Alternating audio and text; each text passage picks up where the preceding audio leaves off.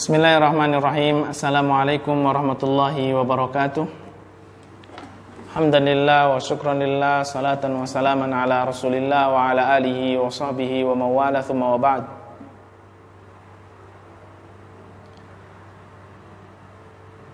Marilah kita bersyukur kepada Allah subhanahu wa ta'ala, yang dengannya Allah subhanahu wa ta'ala memberikan kita nikmat dan limpahan karunia-Nya yang begitu banyak. Allah subhanahu wa ta'ala masih memberikan kepada kita kesempatan untuk bisa menuntut ilmu syar'i. Hadis Nabi SAW yang sangat masyhur, yang sangat terkenal, man salaka tariqan yaltamisu fihi ilman sahhalallahu lahu bihi tariqan ilal jannah. Barang siapa yang menempuh suatu jalan, yang pada jalan tersebut dia menuntut ilmu syar'i, apa balasannya? Sahhalallahu lahu bihi tariqan ilal jannah.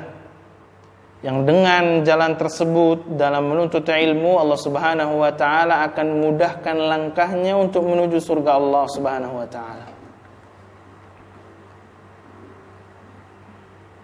Dan ini adalah nikmat yang patut kita syukuri.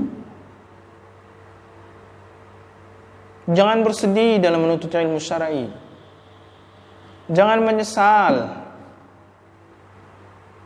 karena balasannya adalah Allah subhanahu wa ta'ala mudahkan langkah kaki kita menuju surga Allah subhanahu wa ta'ala.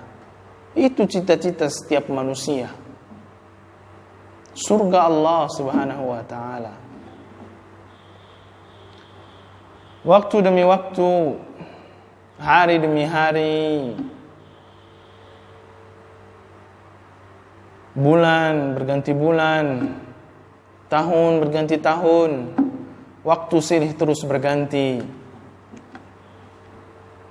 Terus keadaan berada pada keadaan yang lainnya. Kadang kita aman, kadang Allah subhanahu wa ta'ala berikan cobaan kepada kita dengan berbagai cobaan.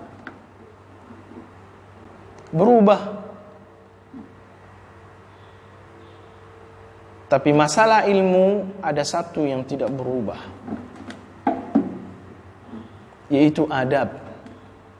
Adab dalam menuntut ilmu, akhlak dalam menuntut ilmu.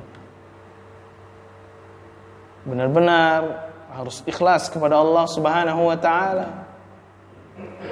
Perkataan yang sering mungkin kita dengar, perkataan Imam Ahmad rahimahullah, al-ilmu la ya'diluhu syai'. Ilmu tidak akan tertandingi dengan apapun. Liman sahhat niyatuhu. Bagi siapa yang benar dan baik niatnya. Ditanyakan kepada Imam Ahmad, wa kaifa tasihhun niyyah? Dan bagaimana niat itu bisa baik, niat itu bisa benar pada seorang hamba yang sedang menuntut ilmu? Apa jawaban Imam Ahmad? Yanwi raf'al jahli an nafsihi wa an ghairihi. Hendaknya dia meniatkan untuk menghilangkan, untuk menghapuskan kebodohan pada dirinya juga kepada orang lain. Ikhwan, akhwat, tidak mudah untuk menuntut ilmu syar'i. Butuh usaha, butuh kerja keras. Ilmu bukan main-main. Tidak semua diberikan. Butuh usaha, butuh menghafal, butuh memahami.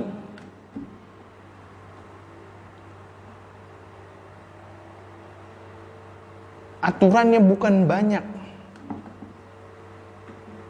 Tapi apa? Tapi ilmu yang sudah mewujudkan pada akhlak kita dalam keseharian.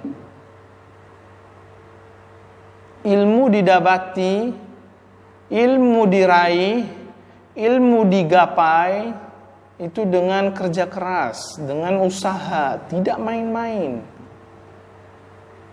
Tapi ilmu yang bermanfaat pada diri seseorang, terlebih ini adalah tentang ilmu agama yang menjadi akhlak bagi seseorang, menjadi adab untuk seorang hamba, itu atas karunia dan hidayah dan taufik Allah Subhanahu wa taala.